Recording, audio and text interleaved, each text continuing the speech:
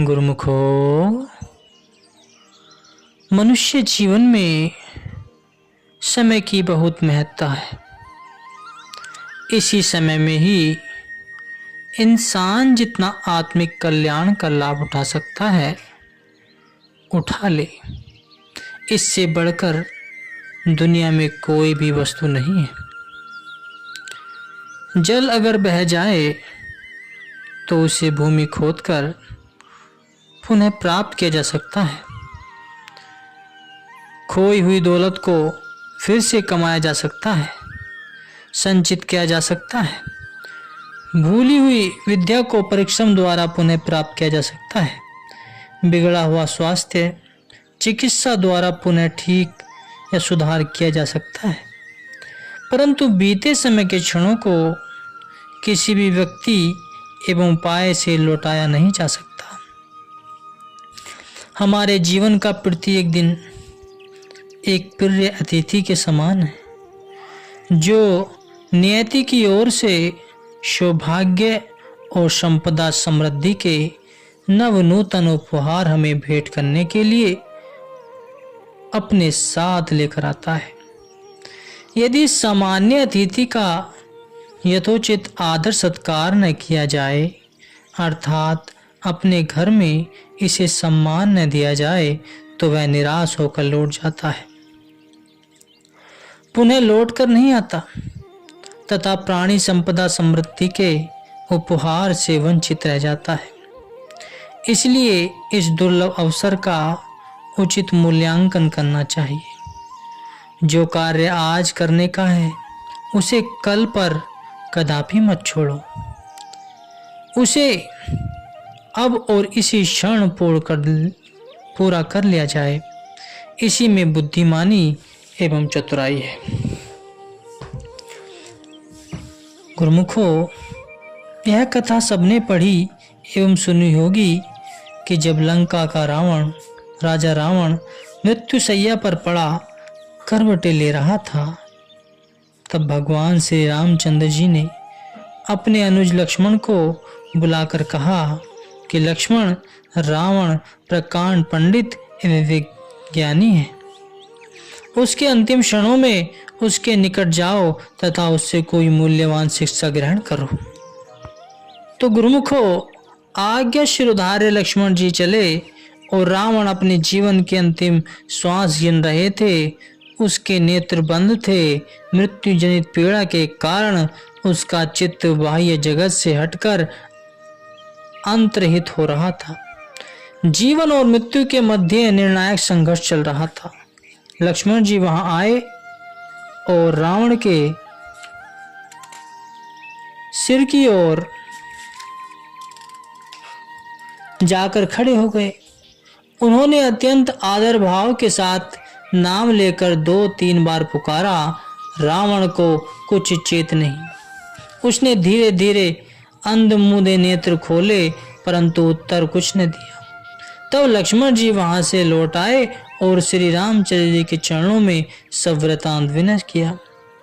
तो श्री रामचंद्र जी ने कहा कि हे लक्ष्मण, तुमने किस प्रकार से विनय की? लक्ष्मण जी ने उत्तर दिया, मैंने रावण के सिर की ओर खड़े होकर शतोपदेश के लिए याचना की। तब श्री रामचंद्र जी ने कहा, हे लक्ष्मण, रावण नीति निधान है। जिसे शिक्षा ग्रहण करने की आवश्यकता होती है वह सदा चरणों में खड़े होकर विनय करता है। तुमने नीति के विरुद्ध काम किया है, वह तुम्हें शिक्षा कैसे प्रदान करता? अब जाओ और पैरों की ओर खड़े होकर शतोपदेश के लिए विनय करो। तब लक्ष्मण जी उसके पैरों की तरफ आ खड़े हुए तथा उन्होंने संसार के सुविख्यात एवं आदित्य पंडित को करवद प्रणाम किया। तो रावण ने कर्राती हुई कंपित आवाज में प्रश्न किया, कहो जितेंद्र, कैसे आना हुआ? तो लक्ष्मण ने पुनः हाथ जोड़कर रावण के आगे शीश नवाया और कहा, महाराज, आप बड़े गुणी और ज्ञानी एवं विद्वान हैं। कृपया मेरे लिए कुछ सत उपदेश फरमाइए। रावण के तन के अंग प्रसंग में जोड़ जोड़ में मृत्यु समय की पीड़ा बढ़ी जा रही थी। मारे पीड़ा के उसने कर्रा कर दीर्घ श्वास लिया तथा रुक रुक कर धीरे से बोला, वीर लक्ष्मण, तुम ऐसे समय आए जबकि मेरे प्राण लबों पर अटके। इस समय मुझ में बोलने की सामर्थ्य शक्ति नहीं है, तथापि तुम चलकर आए हो, इसलिए तुम्हें एक मूल्यवान तथ्य बतलाता हूं। यदि इसे स्मरण रखोगे तो अत्यंत लाभप्रद होगे। वह तथ्य की बात यह है कि आज के कार्य को कल पर कदापि न छोड़ना, अन्यथा बाद में पश्चाताप करना पड़ेगा। रावण को बोलने में अत्यंत कठिनाई हो रही थी, फिर भी उसने सांस बटोरकर मध्यम स्वर से आवाज से कहा कि मुझे ही देख लो कि शारीरिक बल एवं पराक्रम के साथ साथ विद्या और कला की उत्तम शक्तियां भी मुझे प्राप्त हैं। अपने जीवन काल में मैंने अनेक महत्वपूर्ण कार्य किए, परंतु 2 कार्य ऐसे भी किए थे जिन्हें मैं सदैव कल के लिए टालता रहा, और परिणाम यह है कि आज उन कार्यों को पूर्ण न कर सकने का खेद मन में लिए संसार से विदा हो रहा हूं।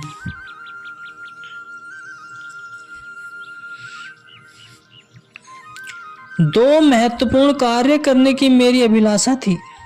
एक तो यह कि सागर के सार जल को मधुर एवं स्वादिष्ट जल में बदल दूं, तथा दूसरा संकल्प मेरा यह था कि पृथ्वी से लेकर स्वर्ग तक सीढ़ी लगवा दूं। ये दोनों कार्य मैं जनहित के लिए करना चाहता था। यद्यपि यह दोनों कार्य मेरी सामर्थ्य से बाहर नहीं थे, तथापि मेरा दुर्भाग्य कि मैं सदैव इन्हें आगामी कल पर टालता रहा।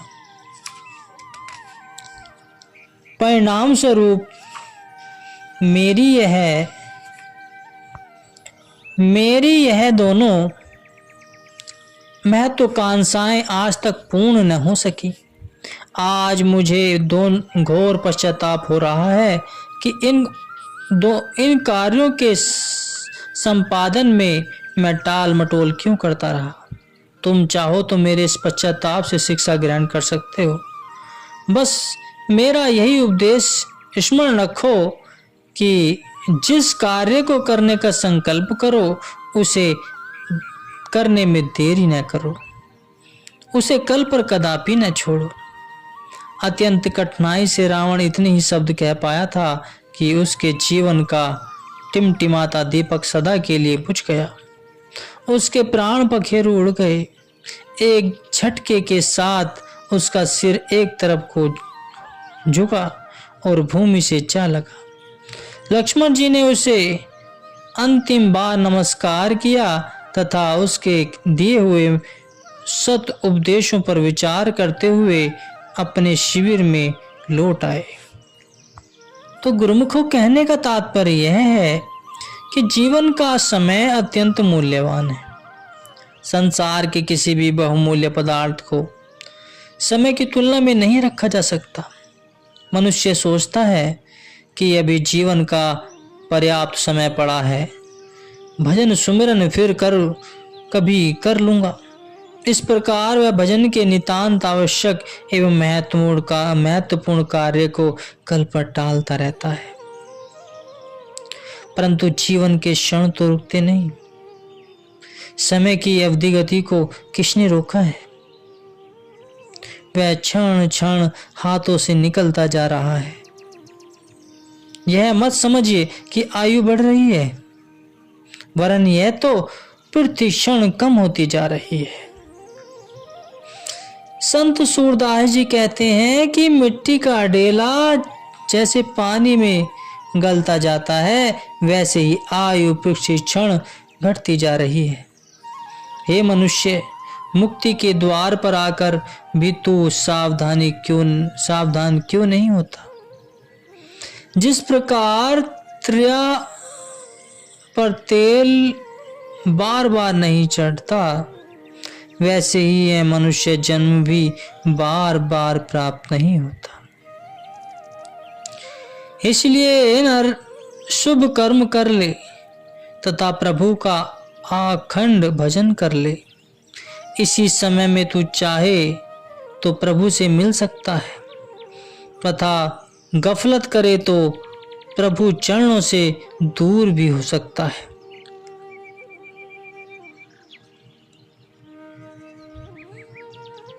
संत सूरदास जी पुनः कहते हैं कि यह मनुष्य जन्म तो जुए का सा खेल है,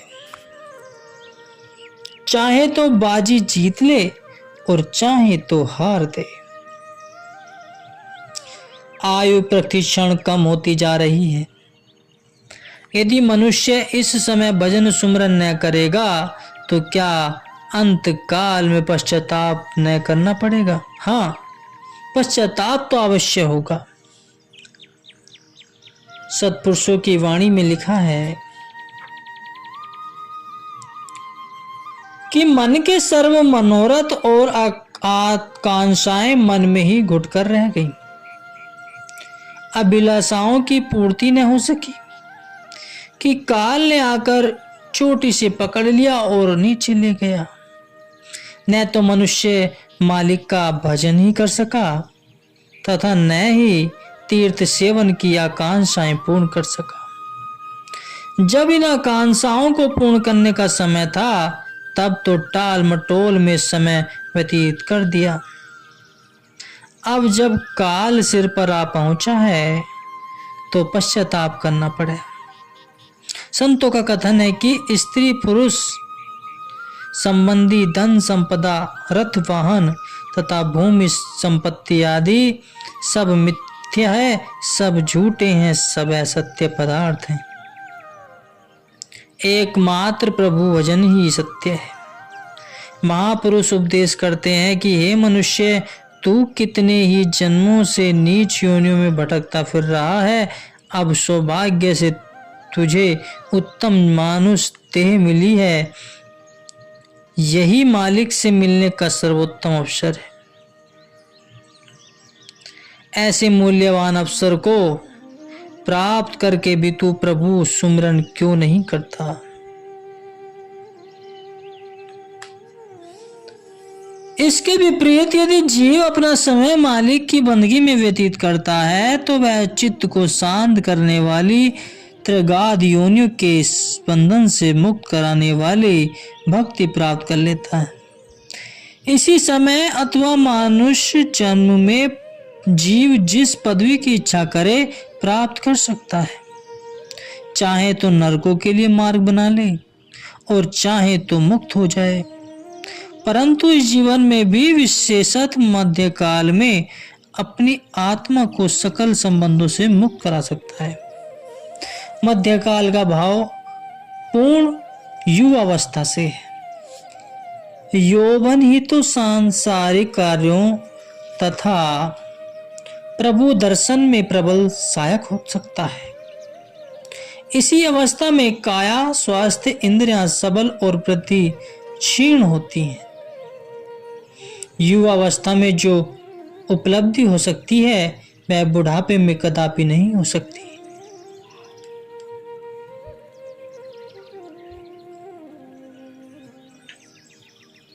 यौवन काल में ही भजन भक्ति में लग जाना चाहिए, क्योंकि बुढ़ापे से फिर जवानी कभी लौट नहीं सकती।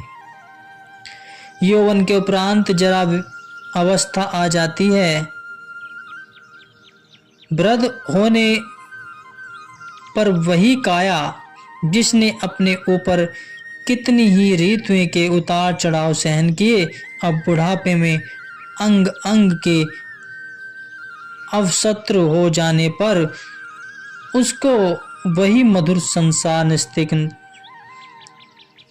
निस्तेज सा प्रतीक होने लगता है। इच्छाएं उठती हैं, आशाएं मचलती हैं और कामनाएं उमड़ती हैं, परंतु देह निर्बल हो जाने से जीव मन मशोस कर रह जा सकता है। इधर मृत्यु की छाया ऊपर से झांकने लगती है। मृत्यु की विभीषिका में आया हुआ वह मनुष्य अब सब कुछ भूल जाता है। उसके चित्त में एक ही कांटा चुभता रहता है कि न जाने मेरा अंत कैसे होगा। यह सारा विस्तृत प्रपंच भी मेरे साथ तो नहीं जाएगा। यह कुटुंब परिवार, महल माड़ियाँ, नौकर चाकर, घोड़े गाड़ियाँ, इनकी क्या दशा हो जाएगी। मेरी संतान भी अभी पूर्ण युवा नहीं हुई हो। यह सब कुछ निराशा के अंधकार में मेरे चले जाने पर डूब जाएगा। तो हे भगवान, मुझे अभी इस धरती तल से मत उठाओ। कुछ और भी इन बच्चों की सेवा करके आनंद ले लूं। परंतु नहीं, प्राकृतिक का नियम अटल है। जीव यह नहीं सोचता कि मैंने अपनी पूर्ण अवस्था किस धंधों में व्यर्थ गवा दी। विश्वपति का ध्यान भी नहीं किया, उसका भजन आराधन मुझे भाया ही नहीं। दूध बिलोने के बदले भजन आराधन संसारी रूप पानी ही बिलोकता रहता है। परम शांति, शाश्वत आनंद मिले तो कैसे मिले। जल के मथने से माखन कब किसने निकाला। आज जीवन मनुष्य किस तरफ ध्यान देगा। अंत में इन्हीं का मानचित्र उसकी आंखों के सम्मुख आएगा। संत महापुरुष व अवतार अपनी वाणियों में भी यही संकेत करते हैं कि मनुष्य को अपने जीवन में जिस वस्तु से प्रीति व मोहब्बत होगी, उसी का प्रतिबिंब उसके हृदय दर्पण में पर दिखाई देगा। संत सहजो बाई जी ने अमुक वासना के अनुसार अमुक जनों को प्राप्त होना अपनी वाणी में बतलाया है।